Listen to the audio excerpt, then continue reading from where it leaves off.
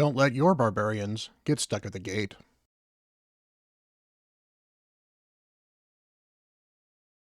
Hello everyone, Bront CatHerder here. Welcome back to the channel. We're talking Raid Shadow Legends and having some fun with Faction Wars. This is my series on derping your way through Faction Wars, and we're going to cover the Barbarians faction here. Barbarians is one of the easiest factions to clear because of the champions that the game gives to you by default.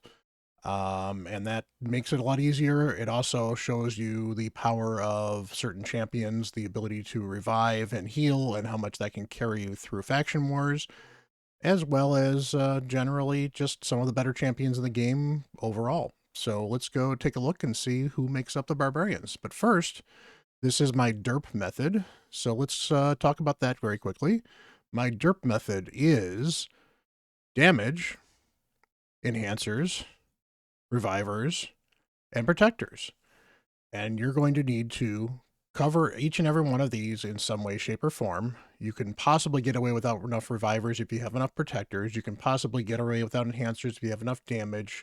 You can always be a little flexible with some of these things because there is some overlap. But overall, you're going to need damage to kill your enemies. You're going to need enhancers to buff you or debuff your enemies to make it easier to kill them. You're going to need revivers to bring you back to life, especially for 3-starring several of the stages. And then finally, you're going to need protectors to help control the enemy, heal your team, and provide other buffs that allow you to survive through the different waves as well. So the good news for Barbarians is, in addition to having some champions that you get for free that are fairly stacked, there's several good rares that are usable even into the late game faction wars, and in fact late game for stages beyond, such as secret rooms. Particularly, War Maiden is a champion you'll find a lot of advice on somebody you should pick up early, and they are absolutely correct. War Maiden provides decreased defense on an AoE that can be booked up to 100%, does not even take rare books because you can farm copies of War Maiden and use them as books to book her up. And she does a decent amount of damage, and she's a decent all-around rare for faction wars, secret rooms, and for early game content. So she is worth picking up. She is worth building to 5 stars or 6 stars on pretty much any account, and well worth investing in, and will help carry you through faction wars. But other ones that are usable in this faction, Soulbound Boyar is another popular endgame rare. She hits fairly hard. She's got a crit rate aura that is in all battles, so it is usable all over the place. She has an AoE A1, so you can fit her in a stun set and be very effective with that stun set with her if you just A1. And some of her other skills can either do a lot of damage or can strengthen turn meter as well. So she functions as both as a protector as well as damage. As I mentioned, War Maiden can actually hit fairly hard and do some decent damage. The other two that are worth mentioning in here, Berserker is another one you can earn for free. You can farm him through one of the stages on 9. He does a decent amount of damage, so early on he's certainly usable. You could do worse, and since he's a farmable one, it doesn't hurt to keep one of them around just to use for a little while. And then finally, Marked is a protector that's often used in Clan Boss early game because she has a block debuffs on a 4-turn cooldown. It's only a 1-turn, but she does have the ability, so you can actually use that and tune it to the Clan Boss, which can be very helpful. It's either a 4-turn or a 3-turn cooldown. I'd actually have to look it up. But regardless, Marked is fairly useful in Clan Boss and can be used as a support. Barbarian Epics. There are a lot of Barbarian Epics. Unfortunately, the Barbarian Epics are not as good as some of the other ones out there, but we'll certainly talk about a few of them. As far as damage are concerned, you could do worse than Barath the Blood-Soaked for some damage. Sawai does some damage as well, although she's obviously a Void Epic, so a little harder to get. Hoscaril can do a decent amount of damage and actually has a lot of stunning ability, so Hoscaril can be a very good protector with some damage for you, so not a bad champion to bring. Alika can actually hit fairly hard and also brings a little bit of control because she does some lockout abilities as well, so she can actually be useful in some arena fights as well, so not a bad champion to build. As far as the enhancer is concerned, High Katoon is a champion that you get for free 30 days in. High Katoon has a speed on all battles aura, very useful for a long time in arena Very useful in Faction Wars because speed is speed. And she also has an increased speed and a turn meter boost, as well as a possible decreased speed and a decreased speed debuff on her A1. Haikatun is underrated as a champion. Everyone looks at champions like Apothecary because they're rare and will ignore Haikatun. Haikatun is just as useful as Apothecary. Haikatun can be more useful than Apothecary. She only needs one book to get her increased speed to a 3-turn cooldown. It's well worth using that one book if you can get it to land in the right spot. She can be very useful in Arena. I used her in Clan Boss early on. She can be very good in some of your early teams if you just haven't pulled better champions. And for Faction Wars, the increased speed makes the faction a lot easier to deal with because there's a lot of champions that just need to take extra turns. And if you're taking more turns, the enemies are ideally taking less turns because they're dying faster. One of the harder to categorize champions is Farrakhan the Fat, aka the Fat Man. He is a great champion. He provides some decreased defense on his A1. He provides some poisons and burns on his A2. He can actually hit fairly hard if you build him for damage. But what he is best known for is he's one of the better ally attack champions, where he takes your entire team, other than himself, and ally attacks. And that makes him a very good damage dealer, even if he's not built as a damage dealer himself. So I've got him listed as an enhancer because he allows your team to do additional damage. Plus, they all get extra A1s off. So if they have debuffs on their A1, like again, Haikatun's decreased speed, you get an extra chance to get that off on an enemy. The Fat Man is a very, very good champion. If you get one, he is worth building both for this, for Clan Boss, and he's even used in some high-end Fire Knight teams as well. So definitely worth building a Fat Man if you get a Fat Man. As far as revivers are concerned, Tashada was recently rebalanced. Well, recently as in 6 months ago, but she was rebalanced to be a reviver. She's not a very good reviver. Her kit is still pretty bad, so I would avoid building a Tashada. Jamarsa is also a reviver. She's a better reviver. She has a couple of cool additional abilities that involve skill resets. She is a free champion if you choose to get a couple of friend reference accounts, which you can certainly do yourself. You only need to get the reference accounts to level 10, I believe, maybe even 20. But that you can do that in a few hours. It's not that hard. And get yourself a Jamarsa if you need a reviver. The reason I don't necessarily recommend her is you eventually get a much better reviver in the Legendaries, which we'll talk about later in this faction. So it's not needed, but it's not bad. And early on, if you're really struggling in some early account, it's a free champion that can't hurt. You don't need to do major investment in to be good initially, and then you can just kind of stack her away someplace later. As far as protectors goes, we mentioned Alika. Woad Painted used to be a meme in Raid. She used to be one of the worst champions in Raid. Woad Painted is now one of the best healers in Raid. Woad Painted has a ability that heals her by 100% of her max HP. It can actually even do more than that 100%. That sounds like a really weird ability, but what it also then does is any additional healing that she didn't get, half of that is then spread out to all the rest of the team. So if you build her with, say, 80k HP, she heals herself for that 80k HP. If she only needed 30k of it, you have 50k, cut that in half at 25%, and then everyone gets that 25% heal. Or 25%, 25k heal. Again, Hoscarol has a lot of AoE stunnage. Very, very useful control champ. Does a decent amount of damage as well. He'd be worth building in Faction Wars. He'd be worth building in general for a lot of control and a lot of content, especially things like Doom Tower. And then finally, Skytouch Shaman, fairly famous for a cleanse, block debuffs, and revive on death. So she's not listed as in my opinion, she's not really a reviver because revive on death isn't a reliable revive, but it can keep you from dying, so she can help carry you through waves if you need to. She also does a weird healing effect where she will take some damage herself and then heal everyone else. Her kit is strange, but it works very well if you can keep her alive with other means, either through things like regeneration gear or having another healer on the team that can keep her alive as well. She also debuffs herself, unfortunately, which can also be fairly annoying. But overall, she's a very solid champ. She could be very useful in Faction Wars, so if you need some support, you could do worse. Barbarian Legendaries are all over the place as far as balance is concerned. Some of them are amazing and OP, some of them are very underwhelming, but we'll cover them and see which ones will be useful in Faction Wars. Particularly as far as damage is concerned, these champions could deal damage, and I'll touch into anything else they could possibly do. In Yakarl, Jetney, Xena, Valkyrie, Rorik, Turvold, RN Archer, Chronum, and Elder Skarg are definitely ones that could help deal damage. As far as some of those champions, RN Archer and Xena were limited edition. So Xena was part of a special champion pack you could buy. So if you don't have Xena, I don't think you're going to be able to get her.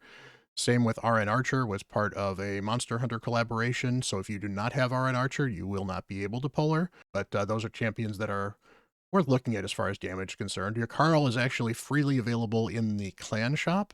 So if you need some additional damage, and your Carl also brings a decent amount of control and can be very helpful in Fire Knight Hard as well. So your Carl is actually not a bad champion, possibly interesting to go pick up. That's mostly on the damage front. None of them are super amazing, other than Turvold is a top tier clan boss damage dealer and single target damage dealer. But overall, they all bring a decent amount of damage. That's really kind of where this faction is lacking, is there's some good damage champions, but there's very few top tier damage champions. So overall, you're looking for someone that can bring a little bit of damage to your team. But as far as champions that bring more, Valkyrie, I've got her as, she's an all-round champion. Valkyrie can do damage because you can build her to smack really hard. Valkyrie is an enhancer because Valkyrie is one of 3 counterattack champions that does an AoE counterattack on your team. So that can add additional amounts of damage, although the amount of damage counterattack adds really depends on how fast your team is, as well as how often you're actually getting hit in the first place. But that's the other thing that Valkyrie does that makes Valkyrie great, is Valkyrie has a shield. It's one of the best shields in the game based off of her defense, which is also her damage stat. So she'll keep everybody safe with that counterattack when they're getting attacked. So she can be very, very helpful, very good champion. She also has some turn manipulation based off of buffs and debuffs. The important part is that shield and counterattack, because that's really the nuts and bolts of her kit. Jetney does some enhancement as well, because she's got a decreased defense. I like Jetney. She's not horrible, but honestly, I think War Maiden does the same job that Jetney does it almost as well, and counts as a rare for some of the faction quests, and is easy to farm and book. Whereas Jetney as a legendary is difficult to book, so I would have really probably only build Jetney for some damage if I needed some damage.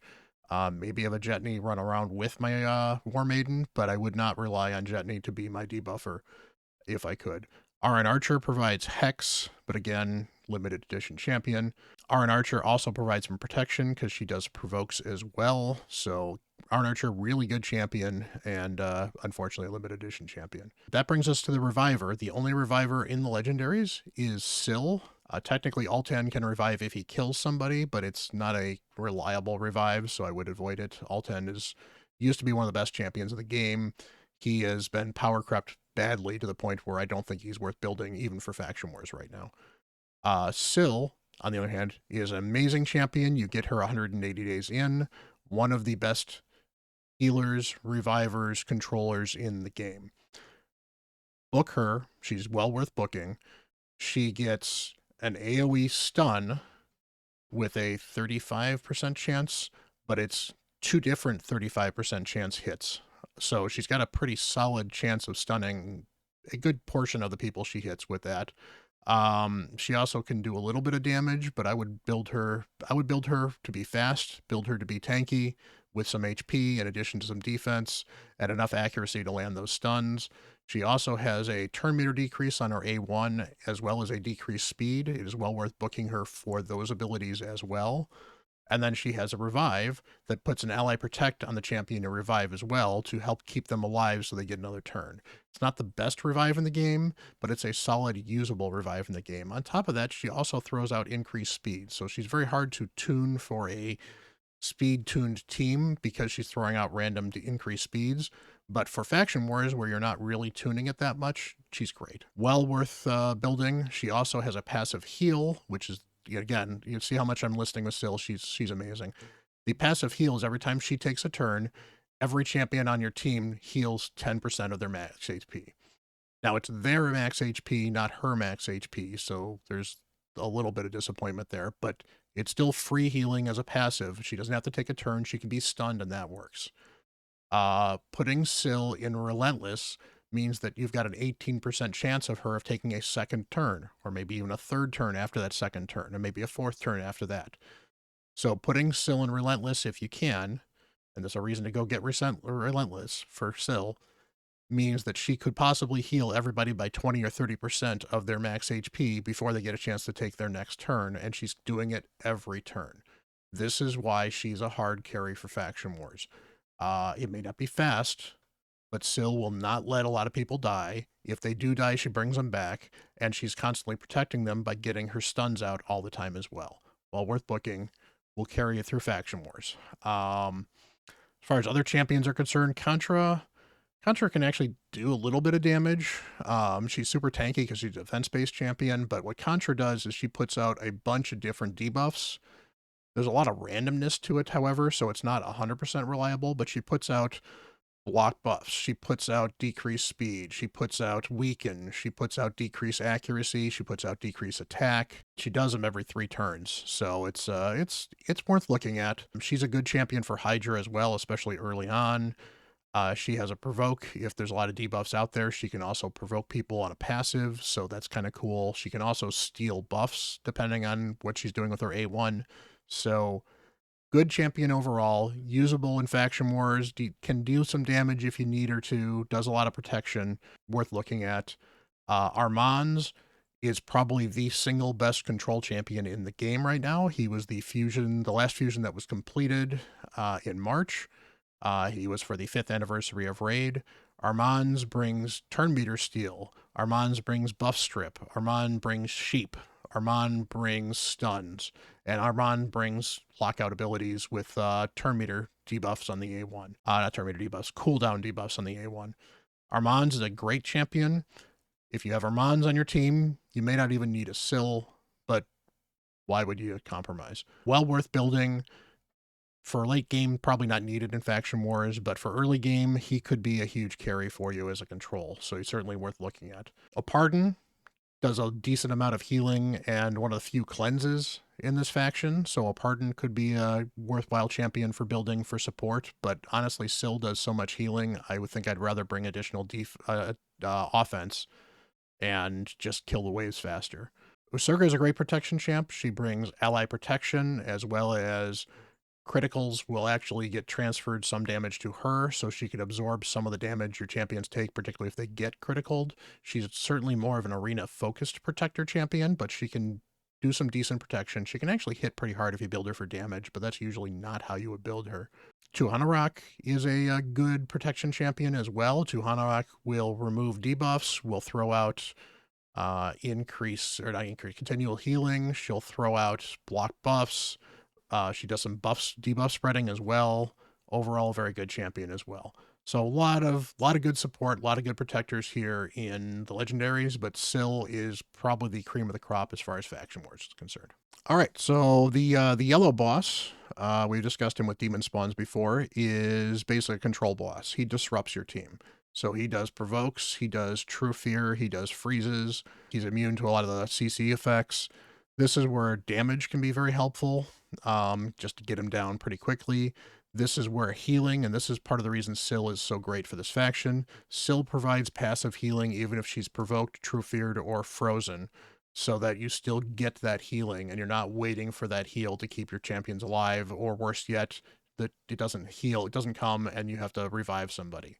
So that is part of the reason Syl is great for this faction.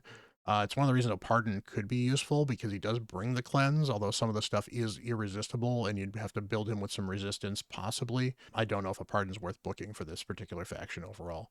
But definitely a lot of options here with what this faction does bring, but fortunately this boss is fairly straightforward. You just want to do as much damage as you can while staying alive. This does not have an instant kill ability. This just simply has a lot of control and disruption ability. So if your team is tanky enough to survive, if you can keep them healed, which is what Syl does best, you're in great shape and you'll be able to get through this boss without a problem. All right, so here is the summary of the various recommendations I made. Obviously, we have a lot of damage dealers in this faction, but you can honestly use a lot of champions in any factions for damage, so that's not surprising. Decent amount of enhancements, several of them actually in the rare and epic category. Valkyrie is an absolute beast. Contra is not too bad. Jetney, I've got her listed because she can technically does the enhancement and some damage, but again, I don't know if I'd heavily invest in her. And then RN Archer is obviously a great champion because she's all over the place. But Syl really is the star here. Well worth picking up. Makes the other revivers really not a big deal, which is why going for Jamarsa isn't that much of a big deal. Although Chronum, who's the other faction champion that is special for the referral accounts. He's a very good damage dealer, and I did not mention him in the damage dealers. Chronum is worth getting, but he's also difficult to get because it takes 6 reference accounts in order to get to level 50 in order to get him, or at least to level 40. He and Jamarsa team up very well, but again, you don't need either one of them for faction wars. Lots of protection. It's actually a lot of protection on this team. So there's a lot of different options. But as far as a sample recommended team, this should be hopefully fairly easy to put together. War Maiden for some damage and the enhancements. If you can't build damage in War Maiden, that's fine. She does some damage naturally. She's got a poison, but the decreased defense is a huge speed up for your teams. So do not sleep on that. High Katoon gives you a bunch of enhancement with speeding up your team. Very big deal, especially if you're going to build her for arena. She can use a very fast arena build, even with low accuracy, and be very effective in your faction war team. Syl is an absolute must build and will carry your faction wars, so definitely bring yourself a Syl. And then your final 2 champions. I liked Soulbound. She's very good. In fact, I wish I had known how good she was when I went through faction wars. She will give you a lot of damage, give you a lot of support. In a stun set, she can be absolutely amazing. Or you can just build her for some damage and she will nuke the heck out of everyone.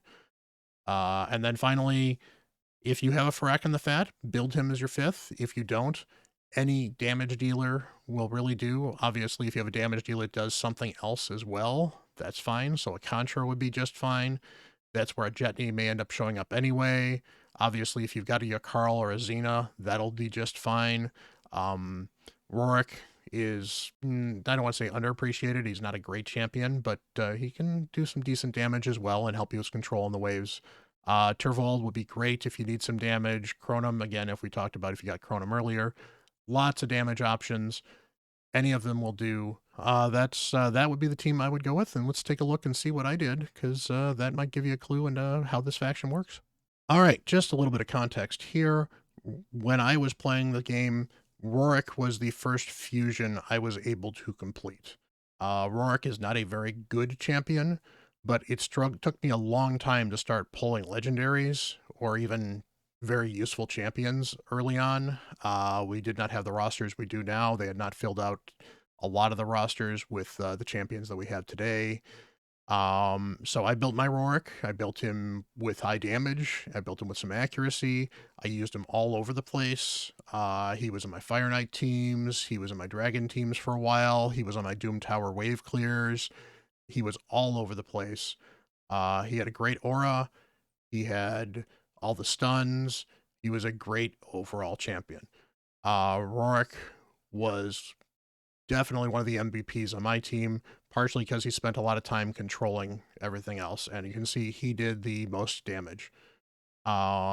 And this was a full auto team. I was able to just let it rip and let it go, and it had no problems of any kind whatsoever. High Katoon, I used her in Arena. She was my fastest champion on my account for a long time. I didn't have Arbiter at this point in time, so she was the only speed booster I had, other than I had an Apothecary that I'd gotten a lot later in the game.